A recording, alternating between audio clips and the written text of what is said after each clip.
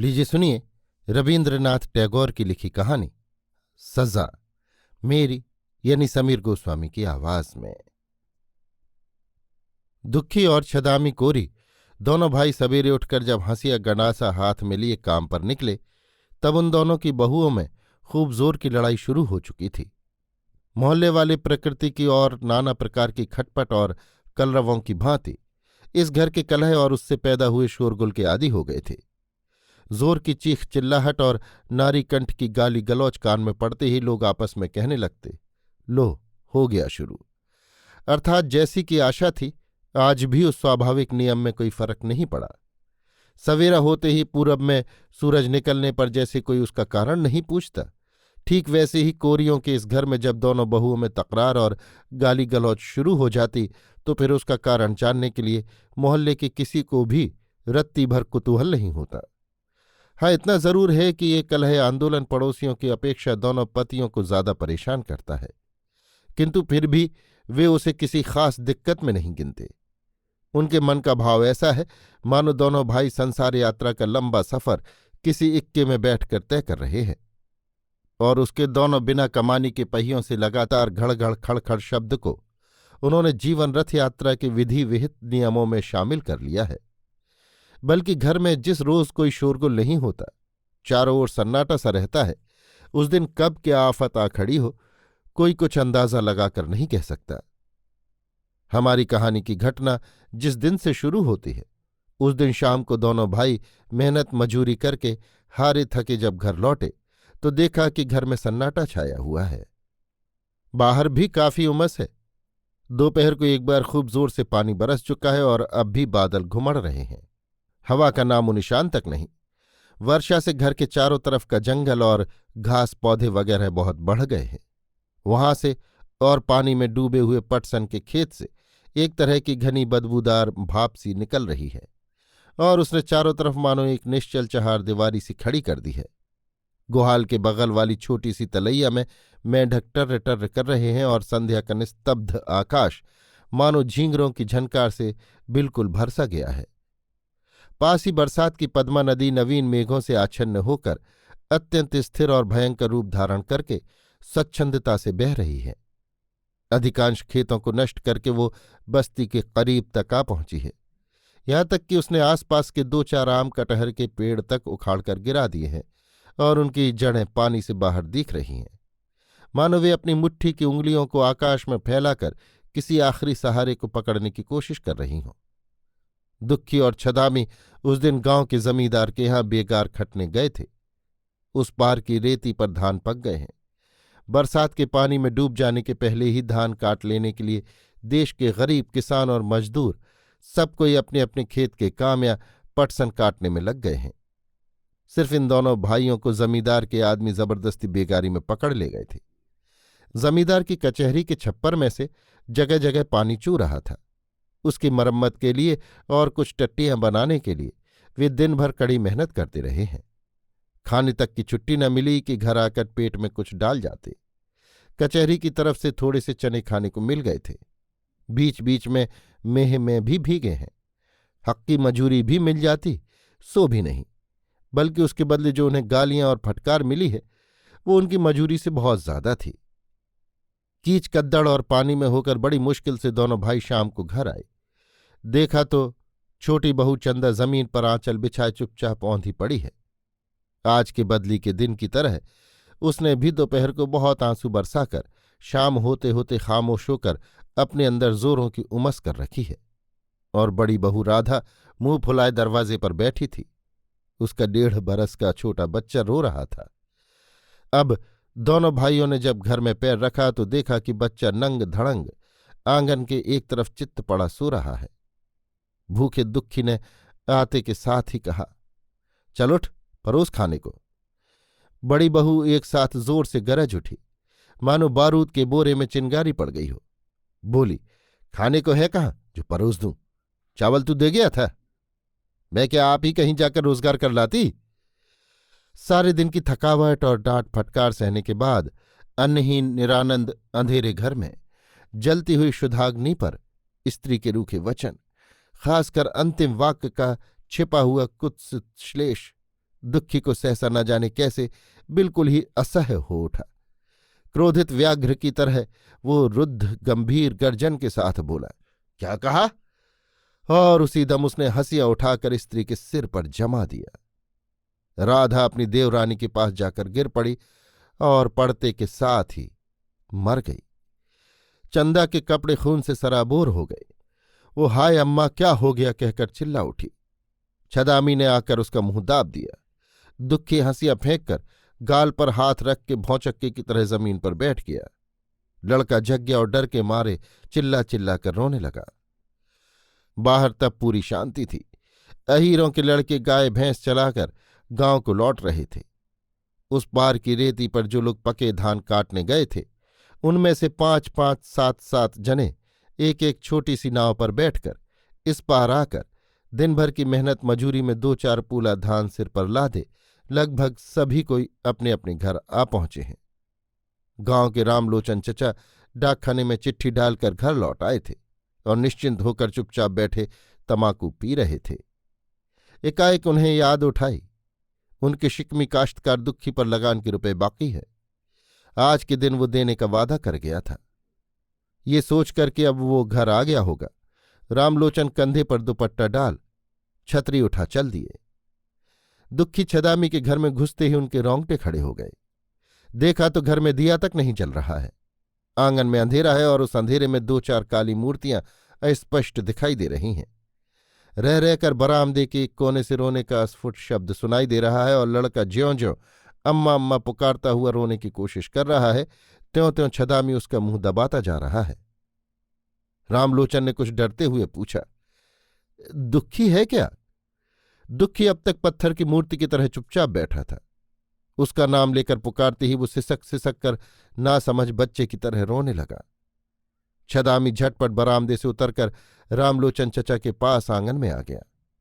रामलोचन ने पूछा, औरतें लड़ाई करके मुंह फैलाए पड़ी होंगी, इसी से अंधेरा है क्या? आज तो दिन भर चिल्लाती ही रही हैं। छदामी अभी तक क्या करना चाहिए कुछ भी सोच नहीं पाया था। तरह तरह की असंभव कल्पनाएं उसके दिमाग में चक्कर काट रही थीं। फिलहाल उसने यही तय किया था कि कुछ रात बीते लाश को कहीं गायब कर देगा। इसी बीच में चौधरी चचा आ पहुंचे, जिसकी उसने कल्पना भी नहीं की थी। चट से उसे कोई ठीक जवाब न सूझा। वो कह बैठा, हाँ आज बहुत झगड़ा हो गया। चौधरी जी बरामदे की ओर बढ़ते हुए बोले, लेकिन उसके लिए दुखी क्यों रो रहा है? छदामी ने देखा कि अब खैर नहीं।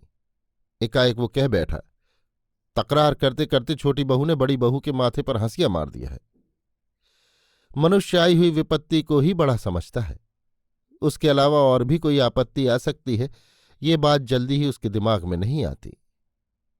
छदामी उस समय सोच रहा था कि इस खतरनाक सत्य से कैसे निपटा जाए, किंतु झूठ उससे भी बढ़कर खतरा ला सकता है, इस बात का उसे आभास न था। रामलोचन के पूछते ही चट से उसके दिमाग में जो बात आई उसी वक्त उसने उसे कह डाला। रामलोचन ने चौंक कर कहा, क्या कहा? मरी तो नहीं? छदामी ने कहा, मर गई, और तुरंत उनके पांव पर गिर पड़ा। चौधरी बड़े असमंजस में पड़ गए। सोचने लगे, राम राम, ऐन संध्या के समय कहाँ आ फंसे। अदालत में गवाही देते देते जान निकल जाएगी। छदामी ने किसी भी तरह उनके पांव नहीं छोड़े। बोला, चौधरी चचा, अब मैं अपनी बहू को बचाने के लिए क्या करूं? मामला मुकदमे के बारे में सलाह देने में रामलोचन गांव भर के मुख्यमंत्री थे। उन्होंने जरा सोचकर कहा, देख, एक काम कर तू, अभी दौड़ा जा थाने में, कहना कि मेरे बड़े भाई दुखी ने शाम को घर आकर खाने को मांगा था, खाना तैयार नहीं था, सो उसने अपनी बहू के माथे में हंसिया मार दिया है। मैं ठीक कहता हूं, ऐसा कहने से तेरी बहू बच जाएगी। छदामी का कंठ सूखने लगा। उठकर बोला, चौधरी चचा, बहू तो और भी मिल जाएगी, पर भाई को फांसी हो जाने पर फिर भाई नहीं मिलने का। किंतु जब उसने अपनी स्त्री पर दोषारोप किया था तब ये बातें नहीं सोची थीं। घबराहट में एक बात मुंह से निकल गई। अब अलक्षित भाव से उसका मन अपने लिए युक्तियां और तसल्ली इकट्ठा करने लगा। चचा ने भी उसकी बात को युक्तिसंगत माना। बोले, तो फिर जैसा हुआ है वैसा ही कहना। सब तरफ से तो बचाव होना मुश्किल बात है। इतना कहकर रामलोचन वहां से चल दिए और देखते देखते सारे गांव में हल्ला हो गया कि कोरियों के घर की चंदा ने लड़ते लड़ते गुस्से में आकर अपनी जेठानी जी के माथे में हंसिया दे मारा है। बांध टूटने पर जैसे बाढ़ आती है वैसे ही गांव में पुलिस आ धमकी। अपराधी और निरपराधी सभी कोई बहुत घबरा उठे। छदामी ने सोचा कि जो रास्ता बना लिया है उसी पर चलना ठीक होगा। उसने रामलोचन के सामने अपने मुंह से जो बात कह डाली है उस बात को गांव के सब लोग जान गए हैं। अब अगर दूसरी कोई बात कही जाए तो न जाने उसका क्या नतीजा निकले, क्या से क्या हो जाए। उसकी अकल चकरा गई। उसने समझ लिया कि किसी तरह अपने वचनों की रक्षा करते हुए उसमें और भी दो चार बातें जोड़ जाड़कर बहू को भले ही बचाया जा सकता है, और कोई रास्ता नहीं। छदामी ने अपनी बहू चंदा से अनुरोध किया कि वो कसूर अपने ऊपर ले। सुनते ही उस पर मानो बिजली सी गड़ गई। छदामी ने उसे तसल्ली देकर कहा, मैं जो कह रहा हूं उसमें तुझे किसी बात का डर नहीं, हम लोग तुझे बचा लेंगे। तसल्ली दी तो सही, पर उसका कंठ सूख गया, मुंह फक पड़ गया। चंदा की उम्र 17-18 साल से ज्यादा न होगी। चेहरा भरा हुआ और गोल मटोल, शरीर मंझोला कसा हुआ, स्वस्थ और सबल, और अंग प्रत्यंगों के गठन में ऐसा एक सौष्ठव भरा हुआ है कि चलने फिरने में, हिलने डुलने में देह कहीं से भी जरा बेडोल नहीं मालूम देती। वो नई बनी हुई नाव की तरह छोटी और सुडौल है, बहुत ही आसानी से सरकती है और उसकी कहीं भी कोई ग्रंथि शिथिल नहीं हुई। संसार के सभी विषयों में उसके अंदर एक तरह का कुतूहल है। मोहल्ले में दूसरों के घर जाकर गपशप करना उसे बहुत पसंद है, और कांख में पानी की गागर लिए पनघट आते समय वो 2 उंगलियों से घूंघट में जरा सा छेद करके चमकीली चंचल काली आंखों से रास्ते में जो कुछ देखने लायक चीज होती है उसे देख लिया करती है। बड़ी बहू ठीक इससे उल्टी थी, बहुत ही आलसिन, फूहड़ और बेशऊर। सिर का कपड़ा गोद का लड़का, घर का काम कुछ भी उससे न संभलता था। हाथ में ना तो कोई खास कामकाज होता और न फुर्सत। छोटी बहू उससे ज्यादा कुछ कहती सुनती न थी। हाँ, मीठे स्वर में 2-1 पैने दांत गड़ा देती और हाय हाय हो कह के गुस्से में बकती झकती रहती, और इस तरह मोहल्ले भर की नाक में दम करती रहती। पर इन 2 दंपत्तियों में भी स्वभाव की आश्चर्यजनक एकता थी। दुखी देह में कुछ लंबा चौड़ा हट्टा कट्टा है, चौड़ी हड़िया सी भद्दी नाक, आंखें ऐसी कि मानो इस दुनिया को वे अच्छी तरह समझती ही नहीं और न उससे किसी तरह का सवाल ही करना चाहती हैं। ऐसा भोला भाला किंतु खतरनाक, ऐसा सबल किंतु निरीह आदमी विरला ही मिलेगा। और छदामी तो ऐसा लगता है जैसे किसी चमकीले काले पत्थर को बड़ी मेहनत से कौंद कर मूर्ति बनाई गई हो। जरा भी कहीं बाहुल्य नहीं, कहीं भी जरा दचका तक नहीं पड़ा। बल और निपुणता ने मिलकर उसके प्रत्येक अंग को भरा पूरा बना दिया है। चाहे तो नदी की ऊंची पाड़ पर से नीचे कूद पड़े, चाहे लग्गी लगावे, चाहे बांस की झाड़ियों में चढ़कर छांट छांट कर उसकी टहनियां काट लावे। हर एक काम में उसकी पूरी होशियारी पाई जाती है, मानो सभी काम उसके लिए बहुत आसान है। बड़े बड़े काले बालों में तेल डालकर बड़े जतन से उन्हें काढ़कर कंधे तक लटकाए रहता है।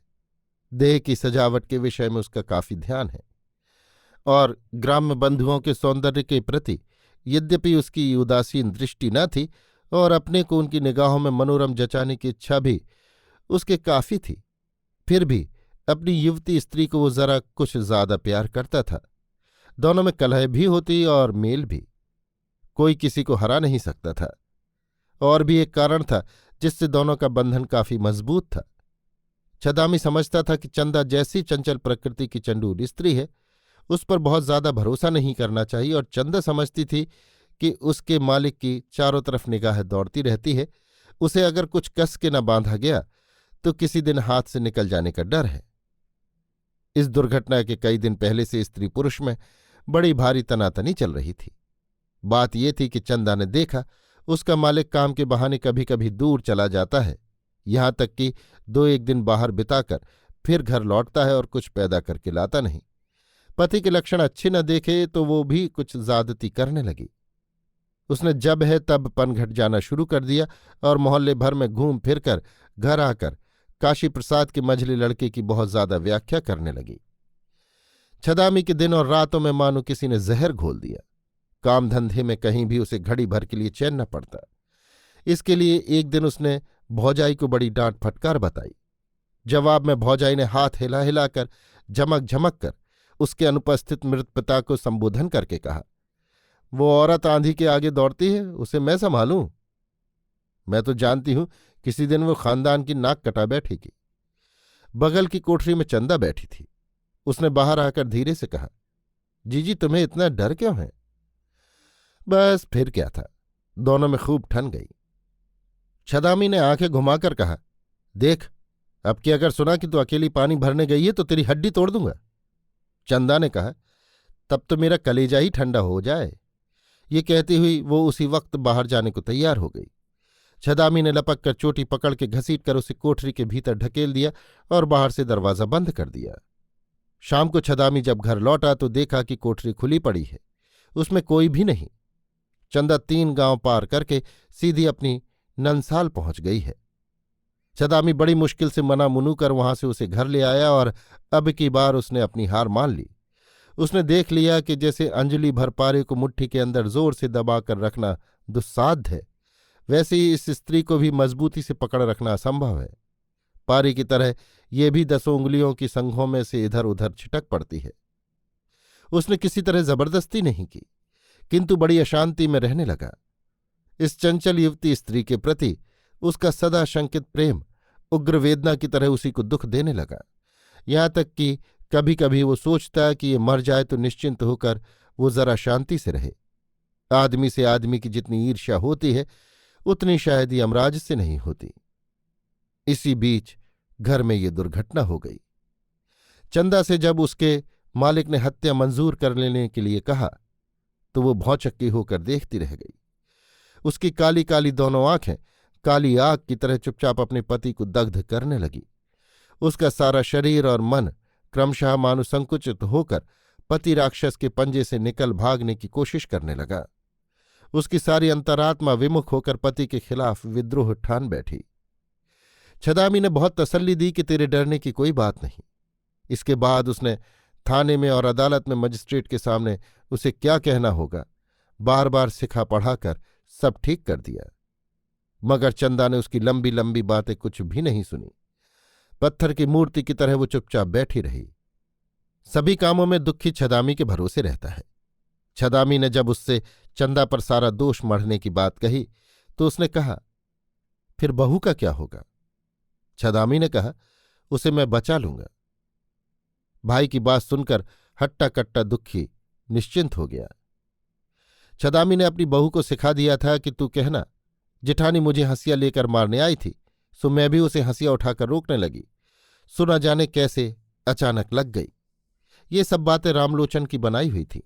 इनके अनुकूल जिन जिन वर्णनों और प्रमाणों की जरूरत थी वे सब बातें भी उन्होंने विस्तार के साथ छदामी को समझा दी थीं।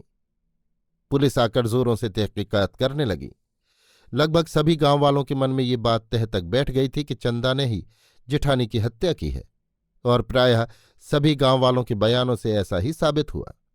पुलिस की तरफ से चंदा से जब पूछा गया तो चंदा ने कहा, हाँ मैंने ही खून किया है। क्यों खून किया? मुझे वो सुहाती नहीं थी। कोई झगड़ा हुआ था? नहीं। वो तुम्हें पहले मारने आई थी? नहीं। तुम पर किसी तरह का जुल्म किया था? नहीं। इस तरह का जवाब सुनकर सब दंग रह गए।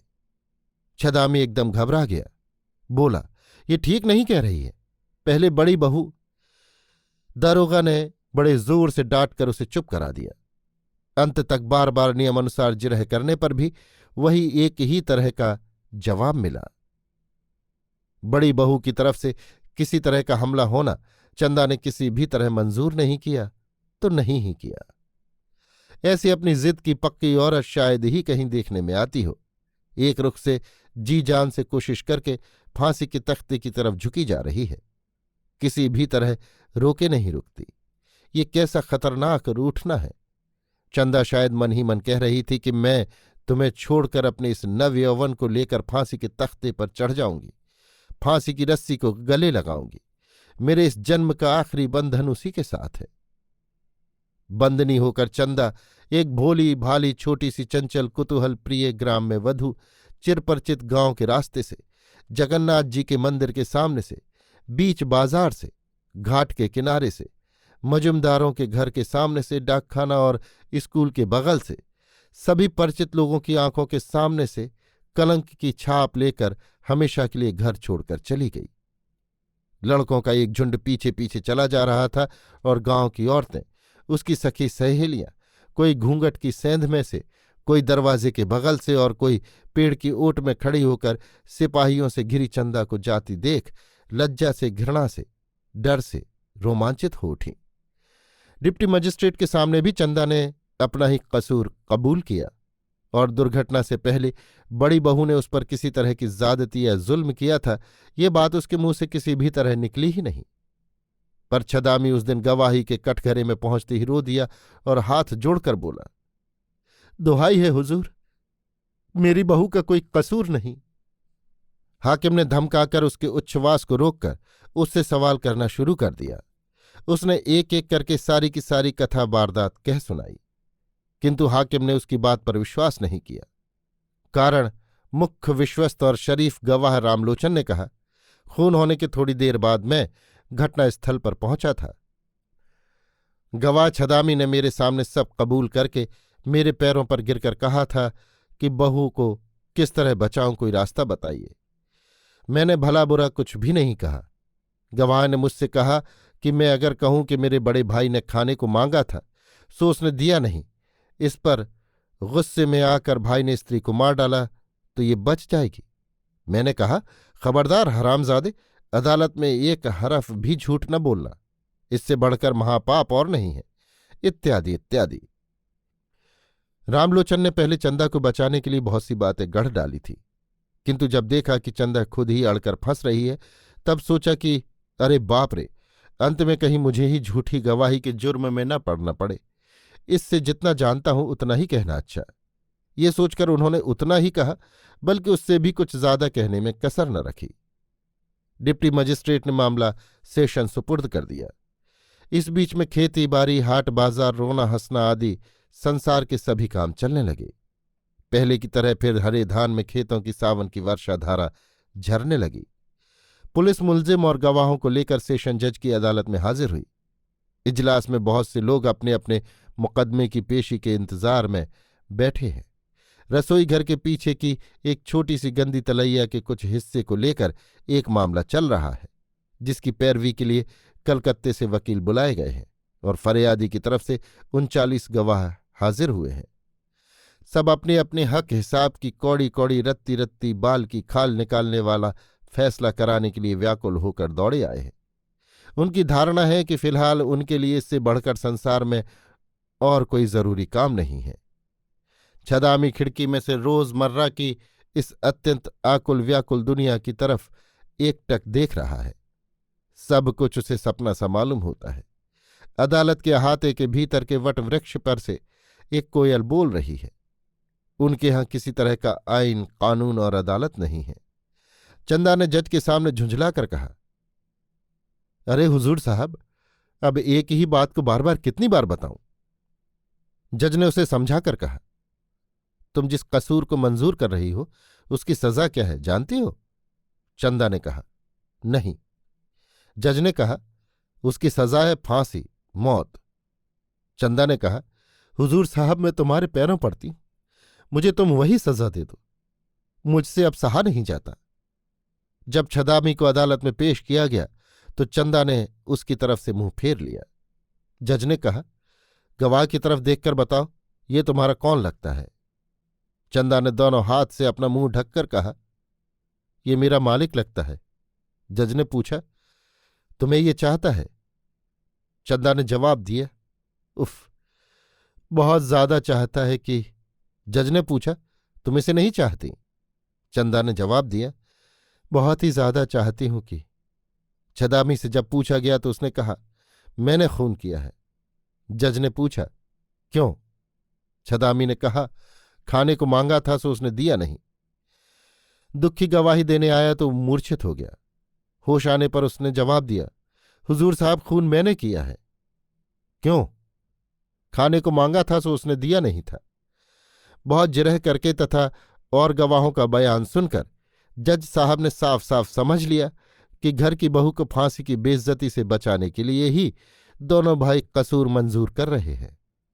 किंतु चंदा थाने से लेकर सेशन अदालत तक बराबर एक ही बात कहती आ रही है।